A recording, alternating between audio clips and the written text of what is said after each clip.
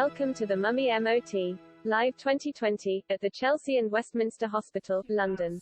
You, what are you most concerned about, and why have you come for a Mummy MOT? So I had an emergency section with my first one, and I healed perfectly. I never had pain issues. The scar was really well healed, no issues. Went back to full fitness, if not stronger. This was a planned section. And when was the emergency C-section? That was November 2014. Yeah. So I knew that something had gone wrong with it because I had difficulties walking on my right leg afterwards, and I had like it felt like I was being stabbed like all the way down the right groin. And then I kept thinking of our visceral course, and I was like, oh my gosh, they just like cut into things that they weren't supposed to cut into, because it was just referring down the leg. And that kind of came away, so that got better. And then my wound opened because the health visitor told me to take off the steri strip. They were actually keeping my wound closed, so that opened. The whole length of the wound? No, it just opened. It actually opened on the part that I liked the least. So it's like on the left hand side. So that opened. I went to the GP, and he was like, it'll get better. Just standing. Okay. So what we're going to do is, myself and Martha, my colleague here, are going to have a look at you from a kind of musculoskeletal point of view. So let's get you maybe on a. So do you like bending forwards like that? I can bend forwards. Yeah, it's an easy thing for me to do. Do you want me to bend forwards? No, you were just doing that. So I was thinking, do you like doing that? It's often good to know, isn't it? Like we get these patients to do all these tests, like stand up straight, transfer, do your stalk. But actually, you gain an awful lot of information, don't you, from looking at how they're sitting. If they, they come in and they're sitting like this, or they may be sitting like this, or they may be the way they move, or they, you talk to them and they always go to one side. Yeah, I bend forward quite a bit. Yes. Do you? Yeah. Okay. I do. Yeah. Okay, so what we're going to do is we're going to do a quick scan on levels of shoulders, hips, glute creases, knees, and feet. Are you okay? I'm going to try not to stand up straight. Yeah, just completely relax. It's like the dancer and he's like someone's watching, so you can pull it all in. Just completely relax. Okay, do you want to turn to the girls? Lovely. So just widen your stance a little. So it's just a snapshot. So if you could just touch your toes, lean forward. Good, and then come back there, and then again. Just go completely relaxed. Lovely, and again. And then come back up. Lovely, and again. Good, and come back up. Lovely, and again. Good, so I'm just picking out, obviously you do things slightly different. There's no movement coming from cervical to thoracic spine. So it's all hanging around the hammies. So that's just my clip. And then could you widen your stance for me? Okay, could you go into a squat? Just like a few squats. Like back squats. Whatever. Yeah, keep going. Good. And I kind of ask the girls, I ask the girls to do this like at least 20, 25 squats, because it tells you so much about the mechanics. It tells you so much about whether there's a shift on one side or the other side. It tells you if they're breathing, if they're holding. Like, you're pretty good. Your squat pattern's awesome, but you'll probably see in a few more reps that there'll be a shift somewhere, unless you're self-correcting really well. And again, this is just a quick snapshot. There's no movement coming from cervical thoracic spine. So then you see kind of like the butt wink now. So yes, we're picking up a little bit of instability from thoracic all the way down here. And so again, when you're ready, I just want you, ideally on the out breath, to engage and get like teamwork between the pelvic floor and your deep tummy muscle, just gently drawing everything together, because that's important to get that deep set, and also to mobilize the scar tissue, which we want. Yeah. So do that for me 4 times. So I can feel her pelvic floor lifting and lifting in the right direction, which is important. Because sometimes people can draw the tummy in and then there's a pressure down here.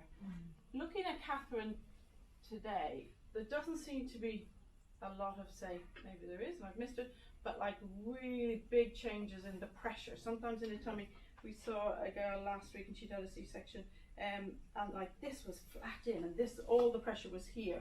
Whereas here, I think just everything needs to be gently trained to work together now at a deeper level.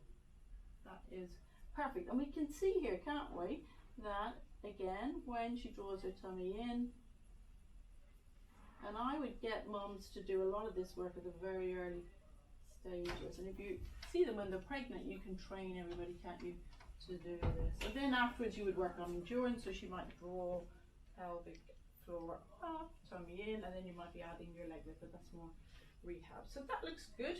Turn over onto your belt. Any pain in your lower back?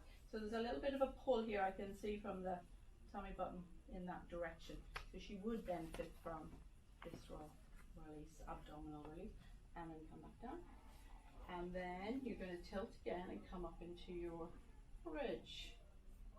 Up into your bridge and stay there. So which foot? Yeah. Do you feel that you're putting the weight through, or does it feel fairly balanced? I mean, it feels fairly balanced, to be honest, but yeah. Lift up your right leg now. I can't. You can't. No way. You can. If I move, Anthony Loveman can. I mean, maybe I can. It's nice. Hold and then come back down, and then the left one. Very good. Really good. Well done. Way harder for me to lift my right. That feels really weird. Really weird, yeah. Okay. I just want to. First of all, we're going to treat the scar that she's not that happy with, and we know that there's a kind of tension and a pulling to the right, so we're going to use a variety of techniques. We're going to start with LPG, which has lots of research, many years, 29, 30 years of research. So I'll let Natalie talk a little bit about Yeah, I'll just the explain a research. little bit about what this is. It started 32 years ago by a French guy called Louis Paul Guittet, which is what LPG stands for. He was an inventor, and it started off in the physio world, but has also boomed into the beauty world to help physios to gain recovery from muscular injuries. That was the initial technology, and then since then they've done over 145 clinical trials and studies to prove the technology works on scar tissue, on burns, on fibrosis, and rehabilitation of the muscle and the connective tissue. It's predominantly for the connective tissue. It's a mechanical massage, that's what it's using. We have different heads. Now this is the mobile unit, which you've all got a brochure for, but it also comes in a big unit, which is what Maria has in her clinic and what they have here at the Burns unit at Chelsea Westminster. And it's using, there'll be an aspiration, so a suction that will take the tissue inside the head, and then you've got motorized rollers, and with the other model we've got motorized flap as well. And what this does is cause negative pressure inside the chamber. So the tissue has been taken inside, and then you're able to manipulate the tissue. So you're stretching the septa to allow then the lymphatic system to flow properly, the blood flow to flow properly, to release the fibrosis in the tissue, and you're also stimulating fibroblasts in the dermis of the skin. So what these do is then become reactivated to then cause the scar to heal, to cause the healing action through the blood, the lymph, and the connective tissue together.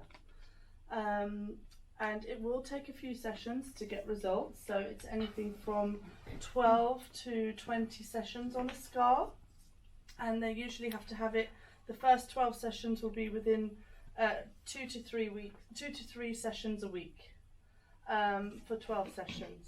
How soon can you start? Immediately after an operation. So if your patients had cesarean section, you would not work directly on her scar, but you would work around the scar to help promote the blood flow to the area. Then that allows the healing process to become quicker, and then you can, once the scar has become non-inflamed, so that's usually about 6 weeks in, then you can start working directly on the scar. So whatever you're able to do manually, this will be at least 40% quicker result. Thank you. So you can see there's a suction, and there's the flaps that are moving, and we would work directly on to the scar. And you can see the blood that's come to the surface already. And you That sounds really hard. What's it feel like? Nothing. yeah, It's kind of like Feels like nothing. there like wouldn't feather. really on your body. Or You like feel it more on your face. But can you see the blood that's come directly to the surface straight away? Yeah.